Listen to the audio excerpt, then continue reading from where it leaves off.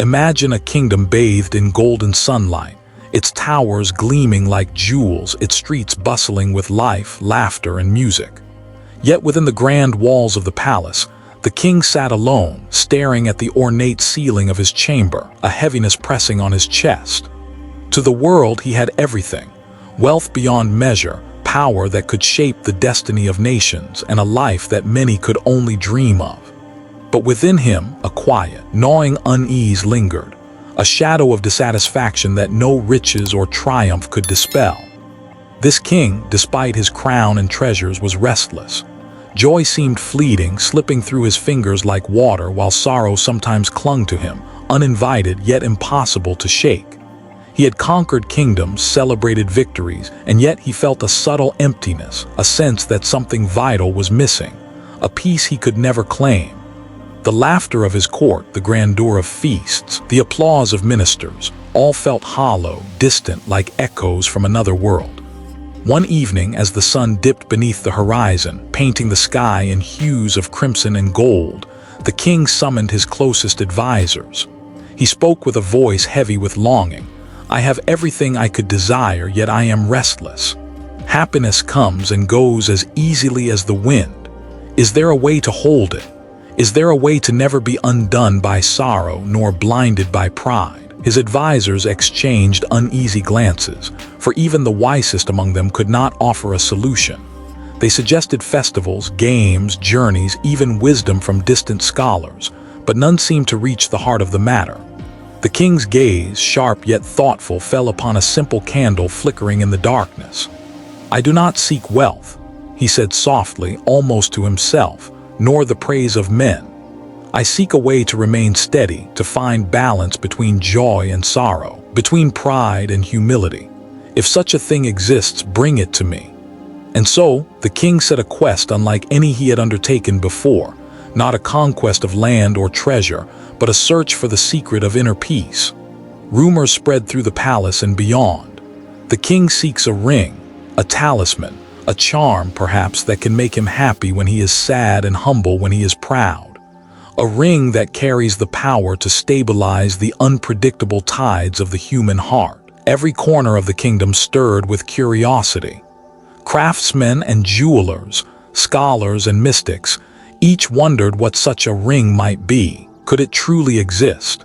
Or was the king chasing an illusion, a dream as delicate as morning mist? Yet in his heart, the king knew this pursuit was essential. For what is a life spent in the opulence of power if the mind cannot rest, if the soul cannot breathe freely, if joy is always fleeting and sorrow always looming? The candle burned lower, casting shadows that danced on the walls like silent messengers. The king's eyes followed their movement, tracing patterns of light and dark, and a thought began to take root. Perhaps the answer does not lie in gold or jewels, in conquest or fame, but in understanding, a simple truth that could unlock a world of calm within.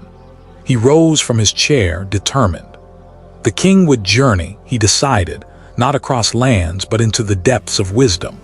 He would seek counsel from sages, philosophers, and those who had mastered the art of living fully in the face of life's uncertainties. He would seek something greater than the fleeting pleasures of wealth or the empty applause of the court, a key to a steadier heart. And so, under the dim glow of the fading candlelight, the king's quest began. It was a quest not of swords or armies, but of insight, not of material treasures, but of a treasure of the spirit. A quest that would teach him, and as the tale would later reveal, all who hear it, the profound lesson that even kings are not immune to the fluctuations of fortune, and that the greatest gift one can possess is a heart unshaken by the impermanence of life. In the quiet of that chamber, with the world outside oblivious to the stirrings of his soul, the king made a silent promise. He would find the means to be steady, to be at peace, to discover a truth that could hold him gently through the storms of life. And thus began the story of a simple ring with a message so powerful that it would endure long after kingdoms rise and fall, long after the echoes of laughter fade, reminding all who listen that the tides of life, no matter how wild or relentless, are never permanent. The next morning, The palace was alive with a sense of purpose. Messengers rode across the kingdom like streaks of lightning, carrying the king's decree: seek the ring that can grant steadiness of heart. Jewelers dusted off old tomes and examined the rarest gems. Mystics consulted ancient scrolls, and philosophers pondered riddles long forgotten. All were drawn by curiosity, by hope, and by the desire to serve the king's unique quest. The king himself did not sit idly by. Though surrounded by wealth, he walked among the people, observing their lives. The merchants, the farmers, the teachers, the monks. He saw the fleeting nature of their joys and sorrows mirrored in his own heart. A farmer's laughter echoed a moment of happiness that would soon fade. A mother's tears reminded him of grief that would eventually pass. Each encounter, each fleeting emotion, deepened his yearning to understand the secret of a steady heart. He summoned his closest advisors to discuss the plan. Send out scholars, mystics, and craftsmen, he instructed, not only within our borders but to distant lands. Bring me knowledge and skill, tradition and legend. Let no place be left unexplored, no wisdom unexamined. I seek a ring that will hold my spirit in balance, whether I am lifted by triumph or pressed down by despair. Days turned into weeks and weeks into months. Envoys returned with stories of enchanted rings said to bring fortune or love, and of amulets rumored to calm restless minds. Some were adorned with gold and gems, others inscribed with prayers in forgotten languages. Yet none carried the promise the king desired. Some dazzled but left him unchanged. Others were intricate but hollow in meaning. His search revealed a truth he could not ignore. The answer he sought might not be in the craftsmanship, but in the understanding behind it.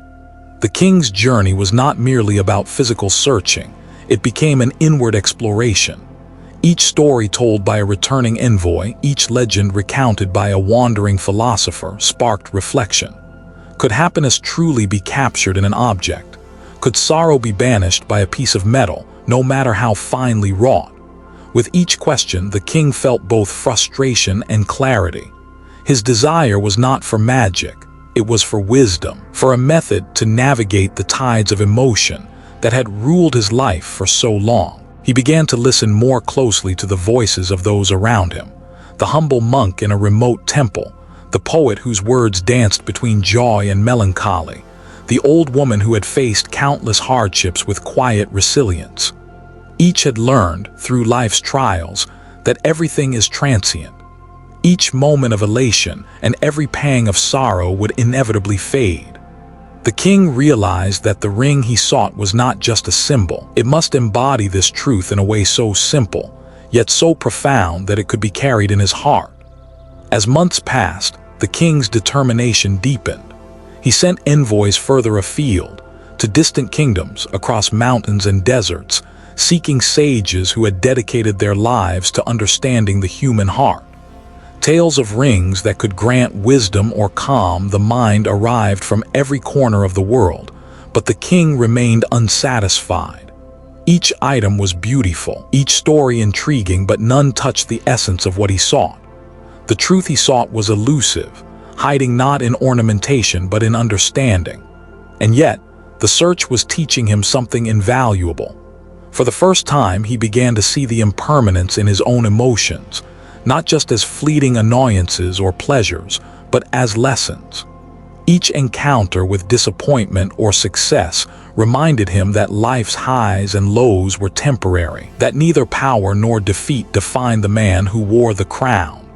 Even as he sent his envoys to the ends of the earth, the king himself was being shaped by the journey, quietly learning the very wisdom he sought in the ring. One evening, as he watched the sun set behind the distant hills, the king realized that while the search for the ring was outward, the true journey was inward. He could feel the stirrings of patience growing within him, a subtle shift in perspective that no gem or spell could have caused. The kingdom around him remained bustling, vibrant, and chaotic, yet inside his chamber, a quiet reflection began to take root. And it was in this space, between hope and expectation, between longing and patience, that the story took a turn. For the king's quest, though outwardly a search for a ring, was slowly transforming into a pursuit of wisdom, a journey that would lead him to meet someone whose insight would illuminate the simplicity hidden within life's complexity. The world outside the palace, vast and mysterious, held countless wonders, but none as powerful as the truth the king was about to encounter, a wisdom so subtle, so profound that it would fit on a small band of metal yet hold the weight of eternity. And so, as the kingdom slept under the silver gaze of the moon, the king prepared for the meeting that would change everything. The encounter with the philosopher who would show him that the secret to steadiness and serenity was closer than he ever imagined. The king's search had carried him to the farthest reaches of his kingdom and beyond. He had traversed mountains that pierced the clouds, deserts that shimmered like golden seas, and forests so dense that sunlight seemed a stranger among the trees. Envoys returned with stories of distant lands, enchanted objects, and legends of sages who had unlocked the secrets of the human heart. Yet, the king remained unsatisfied, his longing untouched, his restlessness still pressing upon him like a shadow he could not shake. Then, on the edge of a small, unassuming village, he heard whispers of a philosopher whose wisdom was said to transcend the ordinary. Unlike other sages who spoke in riddles or demanded offerings for their counsel, this man was known for simplicity, clarity, and a peculiar ability to illuminate truths hidden in plain sight. The king's curiosity ignited. Perhaps here, at last, was the guide he had sought for so long. He arrived at the philosopher's modest dwelling, a small hut surrounded by a garden where herbs swayed in the wind, carrying their faint, calming scent. Inside, the philosopher sat quietly, his posture relaxed, eyes half closed, yet aware of every movement, every sound, as though he were listening to the heartbeat of the world itself. The king entered, dressed in the finery of royalty, yet feeling strangely vulnerable, stripped bare by the weight of his own yearning. "Welcome, your majesty," the philosopher said softly, his voice gentle yet firm, resonating with an unexpected authority. "I have heard of your quest." The king bowed respectfully, then spoke, his voice tinged with both desperation and hope. "I seek a ring that will make me happy when I am sad and humble when I am proud. I have traveled far and wide, yet I have found nothing that satisfies this desire. Can you help me?" The philosopher studied the king carefully, not with judgment but with a quiet curiosity, as if he were examining the edges of a complex, precious gem. "You seek a ring," he said thoughtfully, "yet it is not the ring that holds the power you desire. It is the understanding you carry within yourself. Tell me, have you noticed how fleeting every emotion is? How joy comes and goes like waves, and sorrow drifts in and out like passing clouds?" The king hesitated. "I have felt it," he admitted. "Yet I am powerless against it. The highs lift me too quickly, the lows consume me too deeply. I thought a ring could anchor me, give me steadiness." The philosopher smiled faintly, a smile that hinted at centuries of insight and quiet amusement at human longing. "It is not an anchor you need, but a reminder. A truth so simple that even a king can carry it on his finger. Happiness and sorrow, pride and humility, all are transient. To grasp too tightly is to suffer. To resist change is to be bound. True steadiness comes not from resisting life, but from understanding its nature." The king felt a subtle shift within him, a flutter of curiosity mingled with disbelief. "And this truth can be placed in a ring?" he asked, almost half joking, yet sensing the depth behind the philosopher's words. The philosopher reached into a small, worn box and retrieved a plain ring of simple gold. There were no jewels, no elaborate engravings. Yet as he held it out, the king felt a peculiar weight, not in his hand but in his mind. Inscribed inside were 3 words: "This too shall pass." The king studied the ring, his heart quickening. At first glance it seemed almost too simple, almost trivial. Yet as he read the inscription, a quiet resonance stirred deep within him, a recognition, an awakening of a truth he had known but had failed to remember. The philosopher's voice continued, soft yet unwavering. "Wear this not as a charm but as a teacher. When joy rises, remember its impermanence. When sorrow arrives, know it too is fleeting. Let these words guide your heart, steady and unshaken through the inevitable tides of life. For a long moment the king remained silent, gazing at the ring. He thought of the treasures he had amassed, the victories he had celebrated, the power he had wielded. None had given him the calm he so desperately sought. And yet here, in the simplicity of a plain gold band, lay a wisdom far greater than any jewel, any crown, any kingdom. Finally the king spoke, his voice filled with awe and gratitude. "I understand," he said. "This is more than a ring. It is a guide, a reminder that nothing is permanent and that peace is found not in holding on but in letting life flow as it must." The philosopher nodded, a quiet smile playing on his lips. "The journey does not end here, Your Majesty. Life will continue to bring joys and sorrows, triumphs and defeats, but with understanding. You will meet each moment not as a master or a prisoner, but as a witness, a heart steady amidst the changing winds." The king left the philosopher's hut that evening with the ring in his pocket, a seed of wisdom planted firmly in his heart. The journey he had undertaken, long and arduous, had led him to a simple truth, that the power he sought was not in controlling the world, but in understanding the nature of its impermanence. And as he walked back through the twilight of the village, he felt for the first time a quiet anticipation, not for conquest, not for wealth, but for the journey of living each moment fully, with awareness, with humility, and with the gentle certainty that this too shall pass. The king returned to his palace with the simple gold ring safely tucked away, yet his mind buzzed with a strange mixture of wonder and skepticism. A plain band, unadorned and unremarkable, held within it words that were at once so simple and yet so profound. "This too shall pass." He traced the letters with his finger, letting the rhythm of the phrase echo in his mind, like the whisper of a distant wind carrying secrets long forgotten. At first, the king could not fully grasp the magnitude of what he had been given. He held it up to the sunlight, expecting perhaps a hidden sparkle, a secret mechanism, something tangible to justify its power. But there was nothing, only the warm glow of gold and the delicate inscription. Doubt crept into his heart. Could such simplicity truly change anything? Could mere words calm the storms of a king's heart? Days passed, and the king began to wear the ring as a reminder. At first, he found it nearly impossible to see its power. When triumphs came, victories in battles, successful decrees, the applause of his people, he still felt the rush of pride, the quick surge of elation that always left him restless once it faded.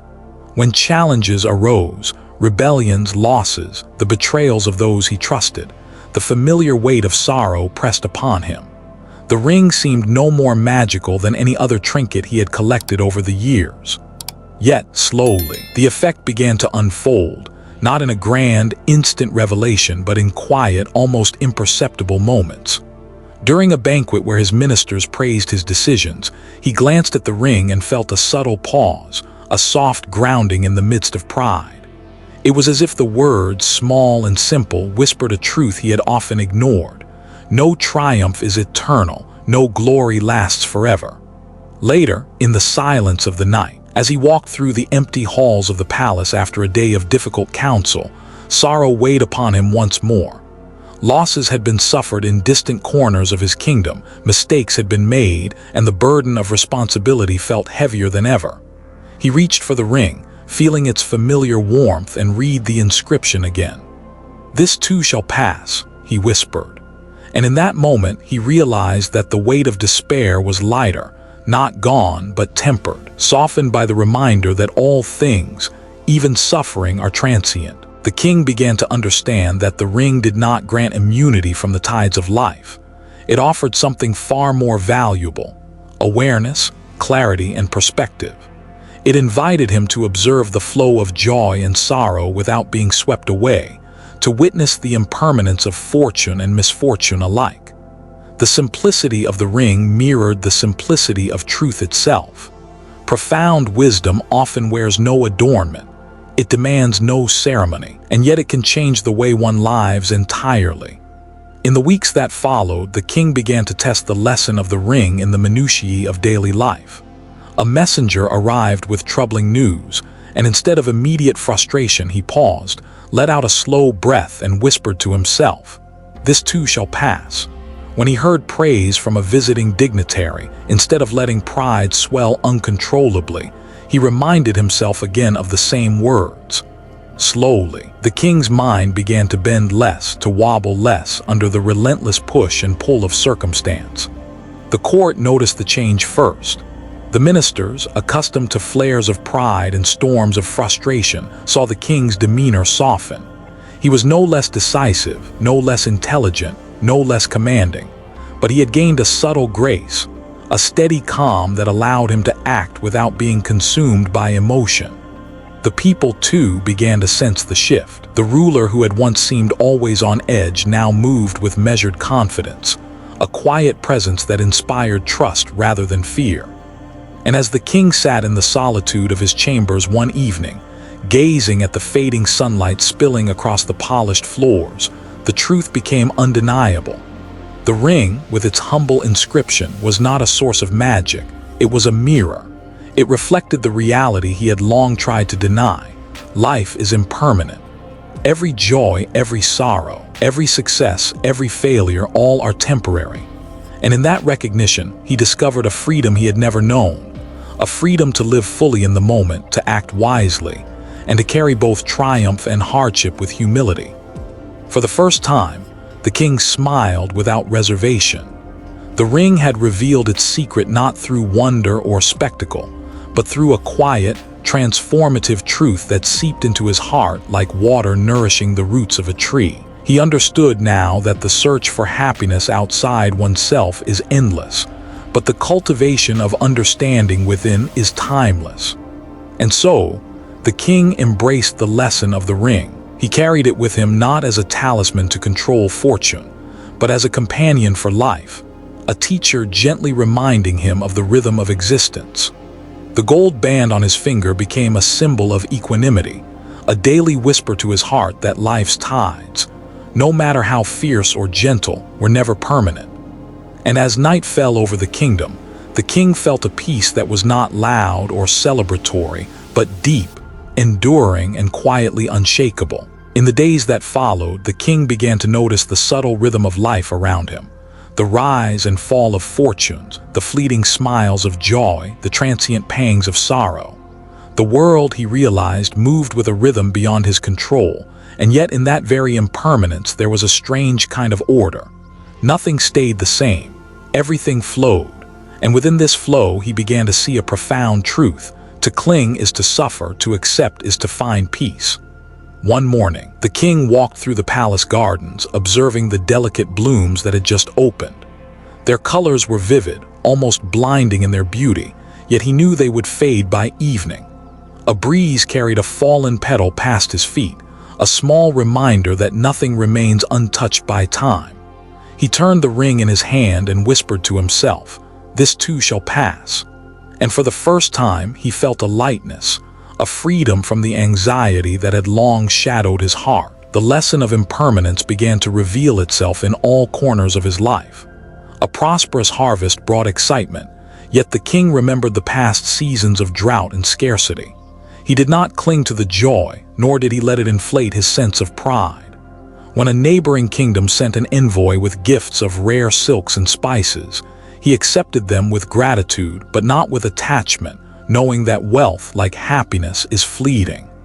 It was during moments of challenge, however, that the ring's true power became clear. A trusted advisor fell ill, a minor rebellion stirred in a distant province, and once again the weight of responsibility pressed upon the king. Yet, each time the storm approached, he held the ring and repeated its quiet mantra, "This too shall pass." Slowly, he discovered that his fear and anxiety were tempered by this awareness. He could face hardship without being consumed by it. He could act with clarity instead of reacting in panic. The impermanence of circumstance became his ally rather than his enemy. The king began to reflect deeply on human existence. Life itself, he realized, is a continuous dance of beginnings and endings. Each victory and each loss, each joy and each sorrow exists only for a moment in the great river of time. The mind often struggles against this truth, trying to hold what cannot be held, resisting what must inevitably change. But to live wisely, the king understood, is to move with the flow, not against it. He observed his people and their daily lives, noticing how they too were bound by impermanence. A child's laughter would fade into tears, a merchant's fortune would rise and fall, a soldier's courage would be tested in moments both fleeting and profound. The king saw that suffering does not arise from hardship itself, but from attachment and resistance to change. And in this realization, he began to experience a subtle but profound shift. Suffering could be softened, and happiness could be appreciated fully without clinging. The ring became a constant teacher.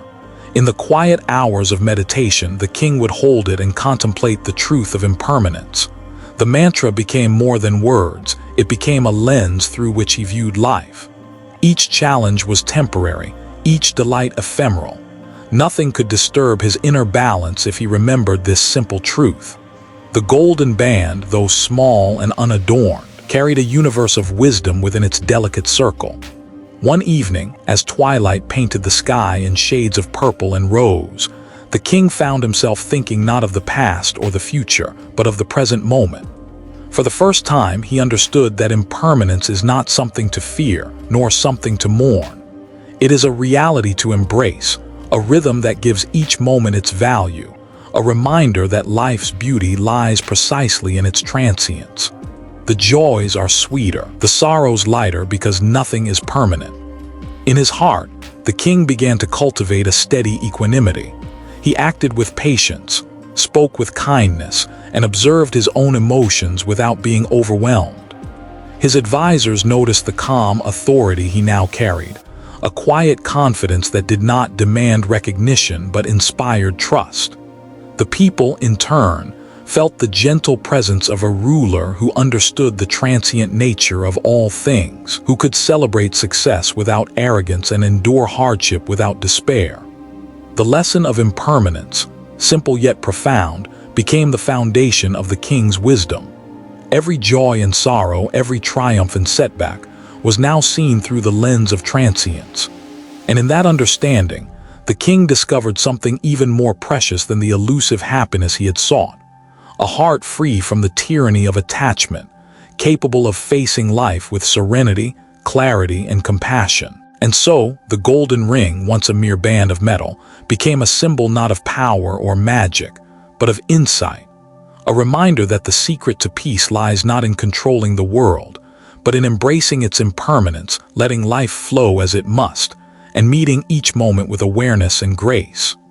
The king had begun to see that every rise and fall, every joy and sorrow is a teacher, and that the greatest wisdom is learning to move with the river of life, unshaken, yet fully alive.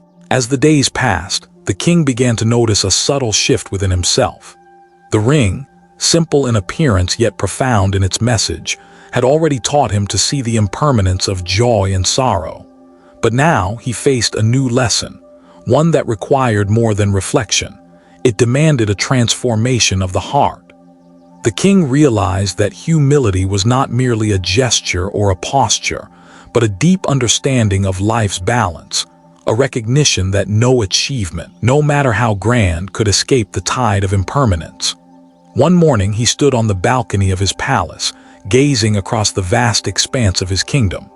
The sun rose in a blaze of gold, illuminating fields, rivers, and villages that stretched as far as the eye could see. He thought of the battles won, the territories secured, and the wealth amassed under his reign. Yet, for the first time, he saw all these accomplishments not as permanent markers of his greatness, but as fleeting moments in the endless flow of time. Pride, once an almost constant companion, began to loosen its grip. Humility, the king realized, was born from understanding that he was not the master of all he surveyed. The forces of nature, the passage of time, the hearts and choices of his people, all moved according to their own rhythm. His power was real yet fragile. His victories were sweet yet temporary. By embracing this truth, he found a freedom he had never known, the ability to lead not from arrogance but from presence, awareness, and compassion. The king began to practice humility actively. When a loyal minister offered praise, he accepted it with gratitude but without letting it inflate his ego.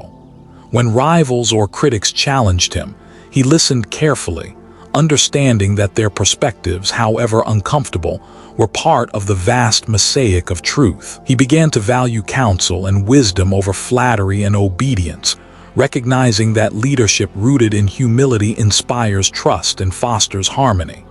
A pivotal moment came during a festival in the capital. The king observed the celebrations not from his throne but among his people. He saw the laughter of children, the pride of artisans displaying their crafts, the quiet joy of families gathering. In each face, he recognized the impermanence of life. Happiness here today, yet gone tomorrow.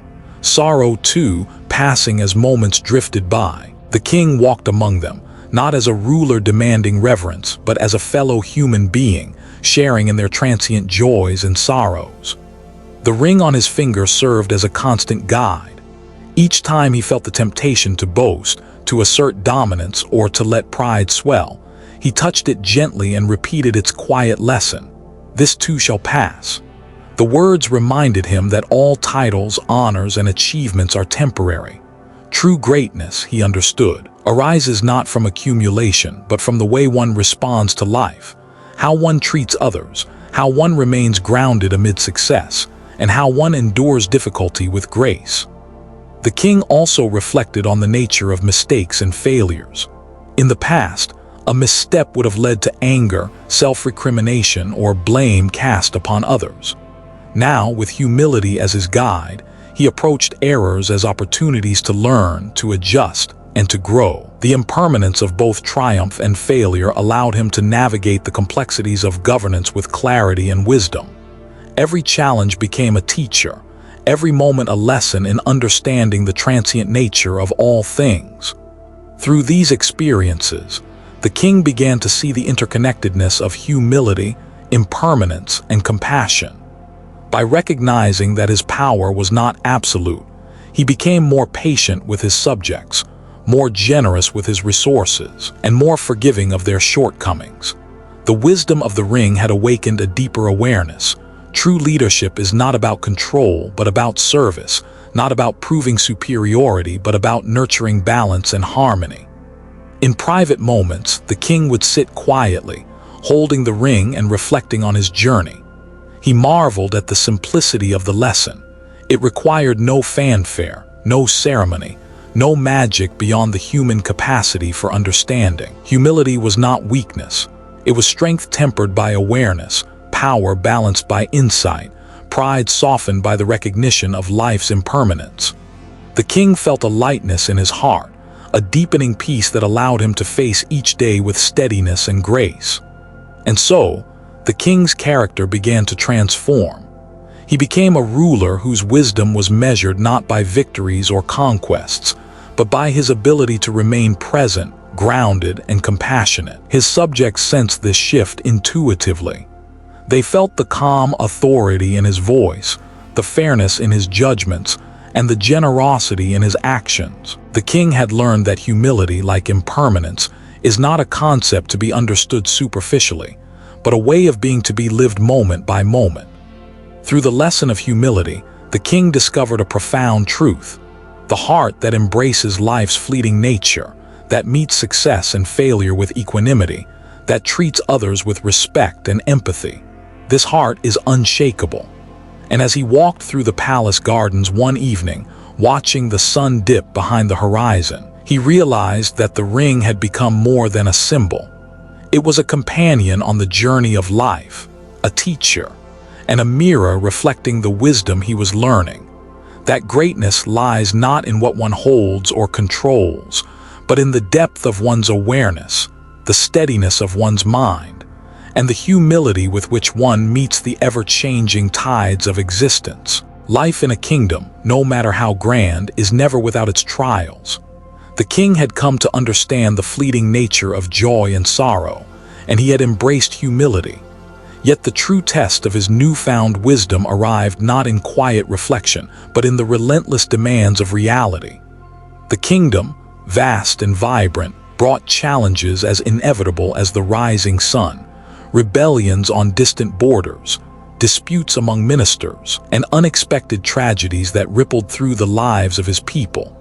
One morning, word arrived that a severe storm had destroyed crops in a fertile province. Farmers were distraught, merchants worried, and the echoes of despair reached the king's ears. In the past, such news would have ignited anger or panic within him, the burden of responsibility feeling almost unbearable. Yet now he held the ring gently and remembered the words inscribed, "This too shall pass." For the first time, he felt a clarity he had never known in crisis, an ability to see the problem without being consumed by it. The king convened his council, listening carefully to the reports.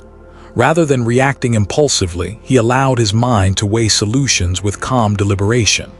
Relief efforts were organized, resources allocated, and strategies planned, all with a measured heart. The ministers, accustomed to the king's previous temperamental responses, watched in awe. They had expected panic or frustration but found steadiness instead, a quiet confidence that inspired trust and cooperation. Not long after, a neighboring kingdom challenged the borders, testing both the military and diplomatic skill of the king. The call to arms would have once filled him with pride or anxiety, driving hasty decisions. This time, however, he paused. The ring's lesson guided him. He considered each option, each possible consequence, and made choices rooted in strategy, compassion, and awareness of impermanence. Victory or defeat mattered, but neither could shake the foundation of equanimity he had cultivated. Even in personal matters, the ring's wisdom proved invaluable. Trusted advisors occasionally erred, allies faltered, and relationships strained. Previously, such incidents might have led to anger, blame, or resentment. Now, the king observed with clarity, understanding that mistakes and misjudgments were natural, impermanent, and part of the complex tapestry of life. He responded with patience, offering guidance rather than punishment, encouragement rather than condemnation. The energy of the palace shifted, moving from tension to harmony as the king's equanimity became contagious. It was during one particularly trying period, when multiple crises converged, that the king truly tested his resolve. A famine in one province, a rebellion in another, and a betrayal by a distant ally could have overwhelmed even the most seasoned ruler. Yet the king remained calm. Each time frustration or fear threatened to rise, he touched the ring and recited the mantra silently, "This too shall pass." He allowed himself to feel the weight of each event, but he no longer let it consume him. He acted with clarity, making decisions that balanced compassion with practicality. Through these challenges, the king realized that equanimity was not a state of indifference, nor a denial of emotion. It was the ability to meet each moment fully, with awareness, without being controlled by the fluctuations of circumstance. Just as joy and sorrow are fleeting, so too are crises and triumphs. The heart that clings to neither is free to respond with wisdom and grace. The people of the kingdom began to notice the change in their ruler. His calm presence during turbulent times instilled confidence and courage. Soldiers felt steadier under his command, ministers worked with clearer minds, and citizens found reassurance in the knowledge that their king could face adversity without faltering. Leadership, the king understood, is not measured by how one reacts in comfort, but by how one endures challenges with a steady heart. One evening, after a day of exhausting decisions and delicate negotiations, the king walked through the palace gardens, feeling the cool breeze against his face. The roses had begun to bloom anew, fragile yet resilient, a reminder that life continues, cycle after cycle, despite trials. He held the ring and smiled, recognizing that equanimity was not a gift bestowed by fortune, but a discipline cultivated through awareness and practice. Each challenge was an opportunity to deepen understanding, to strengthen the heart, and to embody the wisdom that the ring quietly imparted. In that moment, the king felt a profound serenity. He realized that the ring had done more than remind him of impermanence. It had transformed the way he experienced life. Triumphs were celebrated with gratitude, failures endured with patience, and both passed with the natural rhythm of existence. The storms of life would come, as they always do, but the king had discovered a steady anchor within himself, a heart unshaken, a mind clear, and a spirit capable of facing any challenge with calm and insight. And so, the kingdom continued to flourish, not only through the king's strategies or resources, but through the quiet strength he exuded. The lesson of equanimity, born from the humble wisdom of a simple ring, became a living example for all. That a heart attuned to the impermanence of life can endure any turbulence, navigate any storm, and shine with a calm light that guides others through uncertainty. With the golden ring resting lightly on his finger, the king began to notice the subtle ways wisdom could shape everyday life. The lessons of impermanence, humility, and equanimity were no longer abstract ideas. They were tools, guides for every thought, every action, every conversation. The kingdom had taught him to navigate challenges, but now he realized that the true test of understanding lay in the small, ordinary moments that comprise each day. He started with the simplest practices.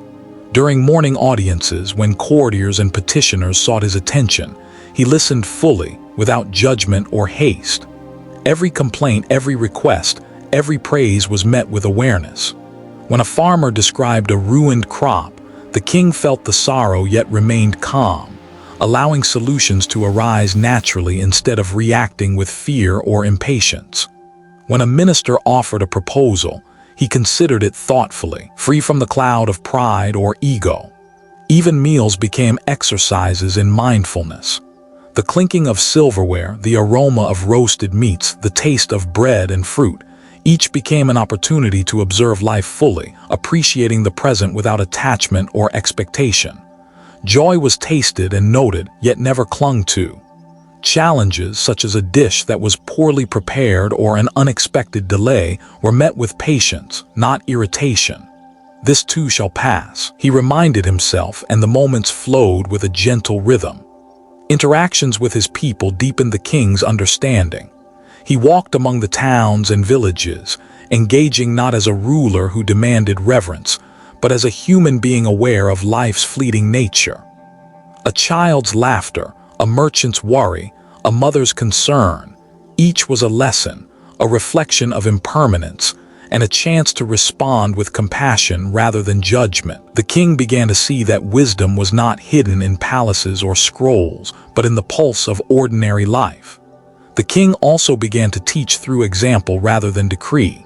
Soldiers observed his calm during drills, artisans noted his attentiveness to their work, and ministers were inspired by his patience and thoughtful deliberation.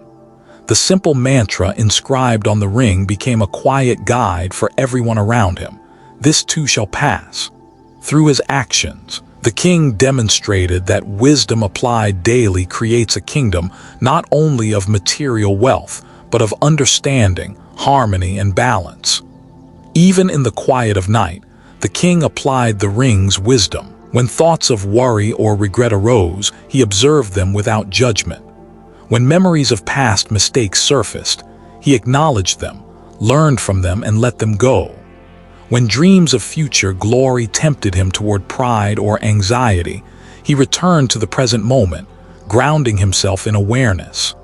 Slowly, he felt the weight of life's uncertainties lighten, replaced by a steady calm that nourished his spirit and sharpened his clarity. The king began to see the interconnectedness of all life. His awareness extended beyond himself to his ministers, his subjects, even to neighboring lands. Decisions were no longer made solely for personal or political gain, but with consideration of their ripple effects. Equanimity and humility guided his choices, and impermanence reminded him that outcomes could never be guaranteed. Only intention and mindful action mattered. Perhaps most importantly, the king realized that the ring's wisdom was not a shield from life's challenges, but a lens through which to perceive them. Happiness could be savored fully without clinging. Sorrow could be met without being overwhelmed. Power could be exercised responsibly without arrogance. Success and failure, pleasure and pain, all were fleeting, and in that fleetingness lay the freedom to live fully and act wisely. The people of the kingdom felt the transformation in their daily lives as well. Markets were livelier, communities were more cooperative, and conflicts were resolved with greater understanding. The king's steadiness created a ripple, proving that wisdom applied to everyday moments is far more potent than lessons learned only in solitude or in extraordinary circumstances. As the king walked through the palace gardens one evening, feeling the soft breeze against his skin, he reflected on the journey that had brought him here. The golden ring, so simple in appearance, had transformed his life not through magic but through insight. Its quiet message, "This too shall pass," had become a compass guiding him through the complexities of existence, a reminder that life's essence lies in understanding, awareness, and compassion. And in the rhythm of daily life, the king discovered a profound joy, not in wealth, not in power, not in accolades, but in the steady practice of living mindfully. Each moment, ordinary yet extraordinary in its impermanence, became a canvas upon which he could exercise wisdom, patience, and humility. And with each passing day, the king's heart grew lighter, his mind clearer, and his spirit steadier, proving that the true power of the ring lies not in changing life, but in transforming the way one experiences it. The king had learned to embrace impermanence, cultivate humility, and meet life's challenges with equanimity. Yet he understood that wisdom, no matter how profound, gains its greatest value when shared. The golden ring, once a personal guide, now became a symbol of a broader mission, teaching the kingdom the lessons of life's fleeting nature, the balance of the heart, and the peace that comes from mindful living. He began simply, by meeting with his ministers and trusted advisors. In private chambers, he shared not only the story of the philosopher and the ring, but also the practices he had applied in daily life. He encouraged reflection, patience, and observation, guiding them to understand that leadership is measured not by wealth or conquest, but by steadiness of heart and clarity of mind. The ministers, initially skeptical, soon saw the transformation in their ruler and embraced the principles he taught. From the court, the teachings spread to the people. The king instituted gatherings in villages and towns, where he spoke of impermanence and the simple wisdom of the ring. He told stories of joy and sorrow, of triumphs and failures, and of how each moment passes like waves on the shore. Children, farmers, artisans, and elders alike began to understand that clinging to fleeting emotions only brings suffering, while awareness and acceptance cultivate resilience and peace. The mantra, simple yet profound, became the cornerstone of his teachings. "This too shall pass." Carved on banners, whispered in songs, written on scrolls, the phrase traveled throughout the kingdom. It reminded people to embrace change, to meet hardship with courage, and to savor happiness without attachment. Markets became places not just of trade, but of shared understanding. Communities grew stronger, supporting each other through challenges, celebrating joy with mindful gratitude. The king also introduced daily practices for his subjects, moments of reflection, pauses to observe the impermanent nature of life, and acts of service that nurtured humility and compassion. Farmers, when faced with failed crops, found patience. Artisans, when projects faltered, discovered resilience. Children, when confronted with loss or disappointment, learned acceptance. The kingdom itself began to transform, not through edicts or force, but through the gentle spread of wisdom, mirrored in the calm, steady heart of their ruler. Yet the king knew that teaching was not simply about words, it was about example. He walked among his people, listening deeply, acting kindly, and demonstrating in every choice the principles he valued. When disputes arose, he mediated with fairness and clarity, reminding both sides of the impermanent nature of conflict. When successes were celebrated, he did so with humility, never clinging to praise. The ring, though unseen by others, guided him in every action, ensuring that his leadership was rooted in understanding rather than ego.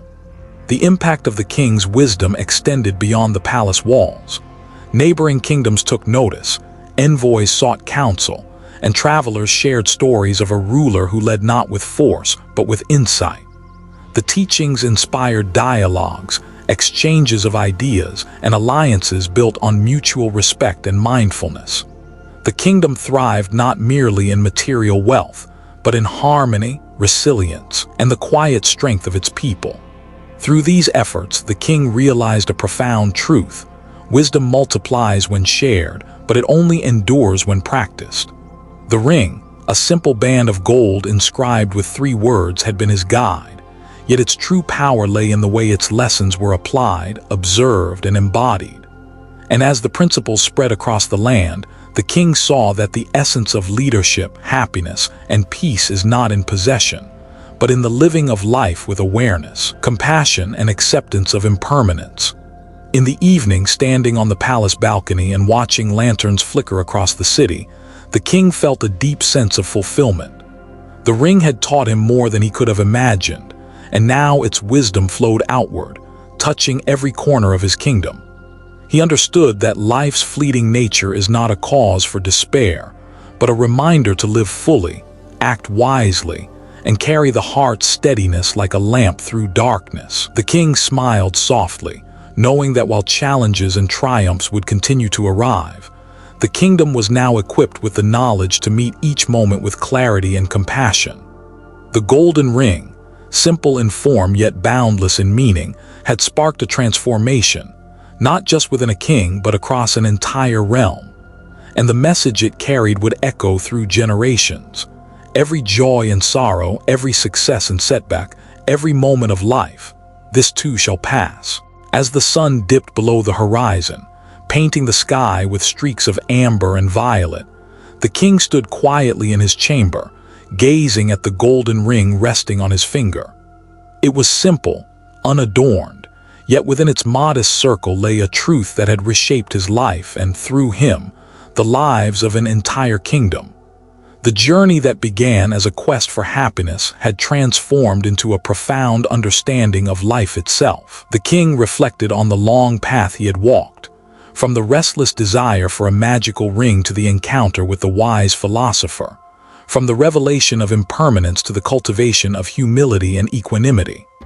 Each lesson, though simple, had required patience, reflection, and practice. He had discovered that true wisdom is not granted by possessions, power, or acclaim, but emerges from a heart attuned to the rhythms of life and a mind aware of its fleeting nature. He thought of his people, whose lives had been touched by the principles he now embodied. Farmers who once despaired now approached setbacks with patience. Children who faced loss learned resilience. Communities who had known conflict began to cooperate with understanding and care. The ripple of wisdom had spread far beyond the palace walls, proving that a single truth, when lived fully, can illuminate the lives of countless others. The king's thoughts returned to the phrase inscribed on the ring, "This too shall pass." He realized that its power lay not in providing answers, but in shaping perspective. Joy and sorrow, triumph and failure, life and death, each passes, each is transient, and within this awareness lies freedom. Freedom from attachment, from fear, from the illusion that one moment or feeling defines the whole of existence. The ring was not a solution.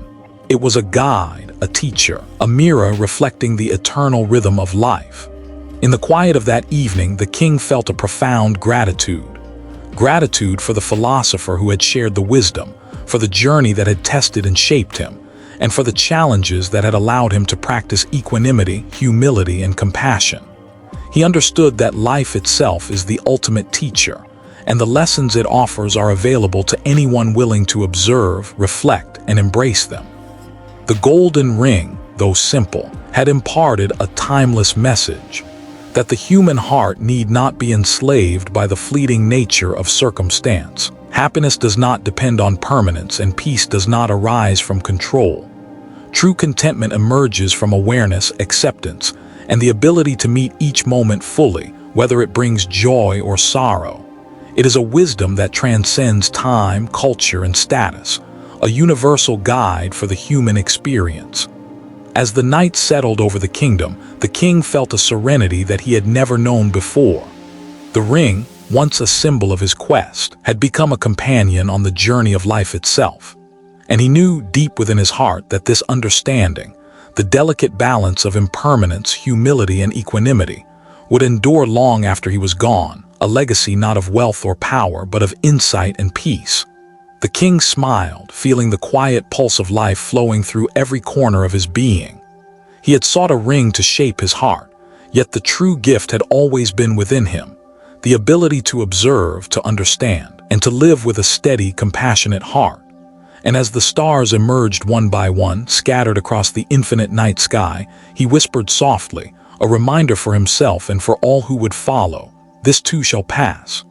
In that simple phrase lay the essence of life, the key to inner peace, and the wisdom that turns ordinary existence into a journey of profound meaning. The king's quest had ended, yet the lessons would ripple forever, a timeless guide for any soul seeking balance, clarity, and the courage to meet life with an open heart. As the story of the king and his golden ring reminds us, life flows in cycles, and every moment, whether filled with joy or challenge, is fleeting. If this message resonated with you and you'd like to explore more timeless wisdom from Buddhism to guide your journey through life, consider subscribing to Zen Buddhism Wisdom. Join our community where we reflect, learn, and grow together, finding peace, clarity, and insight in the midst of everyday life. By subscribing, you'll be reminded gently that every moment passes, and in that awareness we discover freedom. Remember, the lessons of impermanence, humility, and equanimity are not just stories. They are tools to live fully, deeply, and with compassion. Subscribe, stay connected, and continue this journey toward a mindful, balanced, and awakened life.